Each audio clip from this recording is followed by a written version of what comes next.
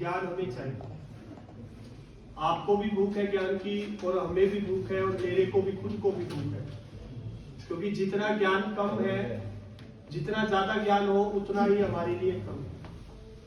आप कितने भी बड़े आदमी के पास बैठोगे तो आपको यही एहसास होगा कि मेरे पास ज्ञान क्या है, कम है। ठीक है, आपके बेंच पे एक छोटा सा कागज का टुकड़ा रखा गया है, उसकी जरूरत पड़ेगी जब हम आपको बता देंगे कि इसकी जरूरत कब है। आज की जो हेडिंग है हमारी, वो आपको बोर्ड पे दिखाई भी दे रही होगी, परीक्षा चर्चा 2025। परीक्षा चर्चा 2025 का मतलब है बेटा कि लगभग आपका 10 या 12 या 15 दिन के बाद परीक्षाएं स्टार्ट हो रही है। हर बच्चे को ये डर रहता है कि हमारी बोर्ड परीक्षाओं में क्या होगा, कैसे होगा, कितने मार्क्स आएंगे, मैं पेपर कैसे अटेम्प्ट कर पाऊंगा, कितना मुश्किल होगा, कितना इजी होगा। तो सबसे पहला मुद्दा हमारे बेटा कि घबराने का नहीं। कई बच्चे बेटा डीमोटिवेट हो जाते हैं परीक्षा को देखकर, पेपर को देखकर कि सर ये इतनी बड़ी बुक मैं कैसे पढ़ पाऊंगा, कितनी बुक नहीं पढ़ पाऊंगा। तो सबसे पहले बेटा घबराने का नहीं। इस हेडिंग को समझो, घबराने का नहीं का मतलब बेटा जब हमें बड़ी मंजिल को पार करने के लिए हम मंजिल इकट्ठी पार नहीं करते। बड़ी मंजिल का मतलब जब हम नॉर्मली लगा लो फर्स्ट मंजिल से सेकंड मंजिल पर आते हैं, तो क्या हम 12 की 12 सीढ़ी इकट्ठी चढ़ पाते हैं? नहीं चढ़ पाते। तो हम क्या करते हैं, फर्स्ट स्टेप पे चढ़ते हैं, सेकंड स्टेप पे चढ़ते हैं, फिर थर्ड स्टेप पे चढ़ते हैं, फिर फोर्थ स्टेप पे चढ़ते हैं, और फिर लास्ट वाले 12 स्टेप पे धीरे धीरे हम किस स्टेप पे आ जाते हैं, 12 स्टेप पे आ जाते हैं। तो यही हमारा बेटा घबराने का नहीं का मतलब क्या है। आपकी पूरी बुक में मान लो 12 चैप्टर, आपकी पूरी बुक में 12 चैप्टर है, 15 चैप्टर है, तो अभी भी हमारे पास 12 दिन है, 15 दिन पेंडिंग है। तो आप उसको छोटे छोटे टुकड़ों में डिवाइड करोगे। छोटे छोटे टुकड़ों का मतलब मैं भावार्थ देना चाहूंगा कि जैसे 12 चैप्टर है तो आप 12 के 12 इकट्ठे पढ़ने मत चाहो। आप उसको एक चैप्टर डेली का आप ये टारगेट चलो कि मुझे छोटी छोटी सीढ़ी चढ़नी है। मान लो 2 सीढ़ी इकट्ठे चढ़ने में आपको जोर आ रहा है, तो हम यही सोचते हैं कि छोटी सीढ़ी चढ़े। तो मतलब एक स्टेप का मतलब एक चैप्टर। डेली का आप एक चैप्टर रीडिंग करोगे तो 12 दिन में आपकी क्या हो जाएगी, पूरा हो जाएगा आपका टाइम। यदि फिर भी कई बच्चों को मैं देखता हूं कि सर हमारे को इंग्लिश एक चैप्टर की लर्न नहीं होती, मान लो एक इंग्लिश है, मैथ है, कोई बात नहीं, एक चैप्टर को भी आप और डिवाइड कर लो। और कैसे डिवाइड करोगे, उसको हाफ चैप्टर में कन्वर्ट। हाफ चैप्टर में भी कन्वर्ट नहीं हो पाता। कई बार मैं देखता हूं सर हमसे लॉन्ग आंसर क्वेश्चन नहीं हो रहा। जैसे मेरे पास 3-4 बच्चे मैं पढ़ा रहा हूं, खुद इंग्लिश पढ़ा रहा हूं, मैथ पढ़ाता हूं, मेरा इंग्लिश का सब्जेक्ट नहीं है, और मैंने 3-4 बच्चों को एक विश्वास दिया बेटा मैं आपको इंग्लिश पढ़ा सकता हूँ। उनको मैं क्या करता हूँ, डेली 2 या 3 लाइन याद करवाता हूँ, डेली की 3 लाइन, और वो लगभग 2, 2.5, 3 महीने हो गए, तो उन्होंने कितनी लाइन याद कर ली, 90 लाइन याद कर ली। और 90 लाइन का मतलब 6 चैप्टर। तो बेटा मैं आपको कहूंगा कि मतलब स्टेप का मतलब टुकड़ा। आपको बड़ा कोई चीज नहीं, जैसे कई बार हम देखते हैं घर में बड़ा कार्टून आया, हम उस कार्टून को नहीं उठा पाए, तो उसको क्या करते हैं, माँ बाप कहते हैं बेटा इसमें से वजन निकाल दो थोड़ा थोड़ा, ताकि आप आसानी से क्या इस कार्टून को उठा सको। तो सबसे पहले टारगेट यही है बेटा कि आपका कोई वजन वाली चीज लग रही है, जैसे किसी के बच्चे को मैथ का है, किसी के साइंस के है, तो उसको टुकड़ों में डिवाइड कर दो। जैसे मैं देख रहा था साइंस का फिजिक्स का क्वेश्चन था, न्यूमेरिकल नहीं हो पा रहा है, ठीक है, न्यूमेरिकल नहीं हो पा रहा है, उसका फॉर्मूला याद करने की कोशिश करो। फॉर्मूले में 3 ही चीज होता है कि v बराबर i गुणा क्यू, या क्यू बराबर v बाई आई, ऐसा एक फॉर्मूला है। तो वो तीन ही चीज है, v बराबर i गुणा क्यू। तो उसको टुकड़े में याद करने की कोशिश करो कि v होता क्या है, v क्या होता है, v क्या होता है। तो 2-3 बार उसको जब रिवाइज करोगे तो वो फॉर्मूला याद होगा। फिर फॉर्मूले से उस प्रैक्टिकली को सोल्व करो। फॉर्मूले से प्रैक्टिकली को कैसे सोल्व करोगे, जब एक दिन फॉर्मूला याद होगा तो दूसरे दिन अपने आप आपका कॉन्फिडेंस बढ़ेगा। क्या कॉन्फिडेंस बढ़ेगा आपका, ये कॉन्फिडेंस बढ़ेगा कि मेरे पास फॉर्मूला याद हो गया है, तो मैं अगले दिन क्वेश्चन सोल्व कर।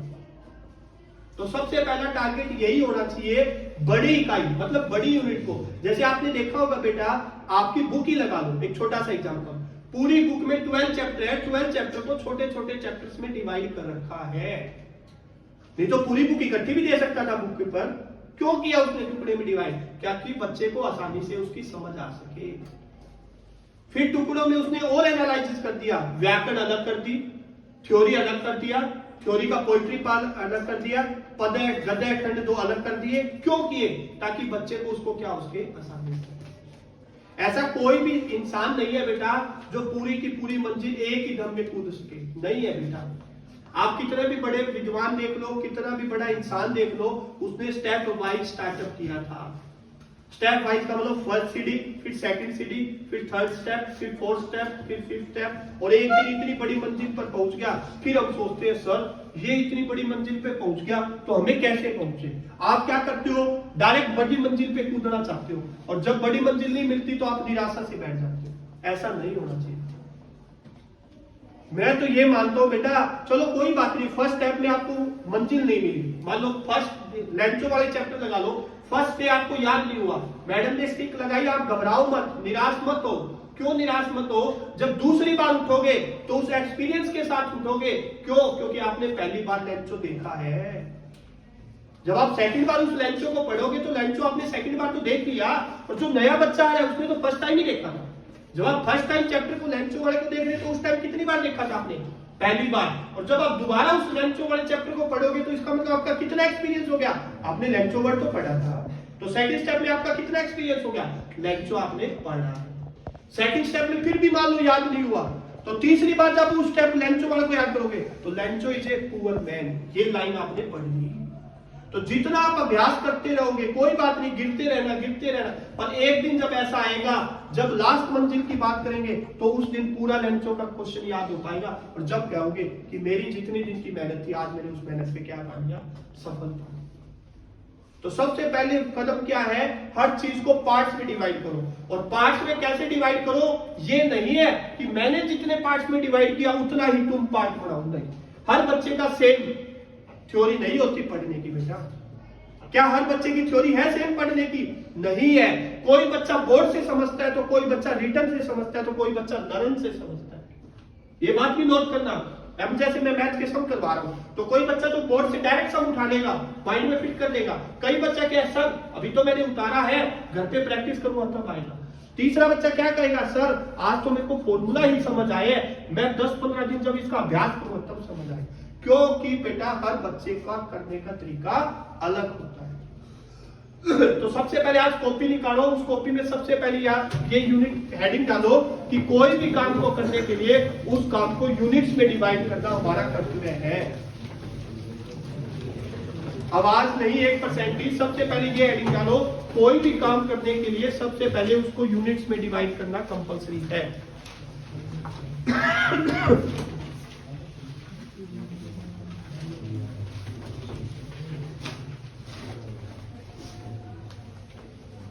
यूनिट्स में डिवाइड करना कंपलसरी है काम को।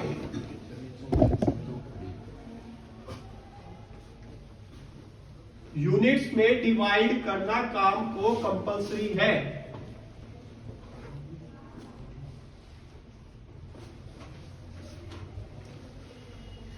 देखिए बेटा, अब इस बात को मैं आपको समझाना चाहता हूं।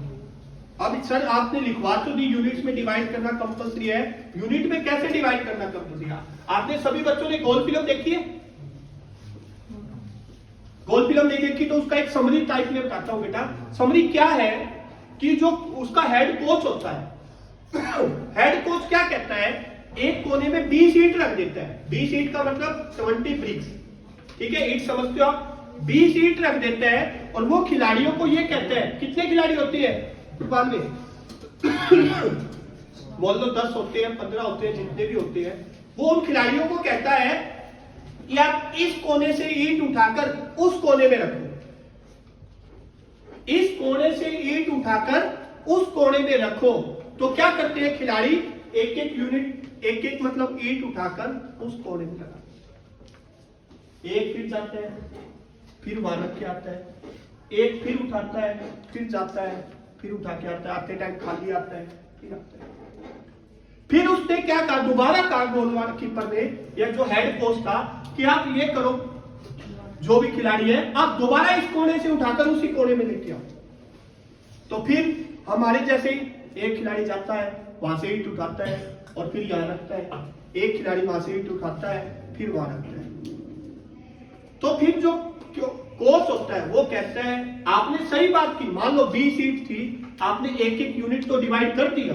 अब बात समझना, मैं जो बात कहना चाहूंगा, आपने यूनिट तो डिवाइड कर दी, पर यूनिट को भी एक मेथड से डिवाइड करना जरूरी है। यूनिट को मेथड से डिवाइड करना जरूरी है। ऐसे नहीं है कि आपने 20 ईंट को एक एक ईंट में डिवाइड तो कर दिया, पर यूनिट को मेथड, वो मेथड क्या था, उस हेड कोच ने कहा वो मेथड आप में टाइम वेस्टेज नहीं होना चाहिए। आपने टाइम वेस्टेज किया, कैसे, एक ईंट उठाई, उस कोने में गए, फिर वहां से खाली आए, इस कोने से उठाई, तो कितना टाइम वेस्टेज हुआ। टाइम वेस्टेज नहीं करना, क्योंकि टाइम वेस्टेज इसलिए नहीं करना क्योंकि टाइम हमारे पास क्या होता है, बाउंड अप होता है।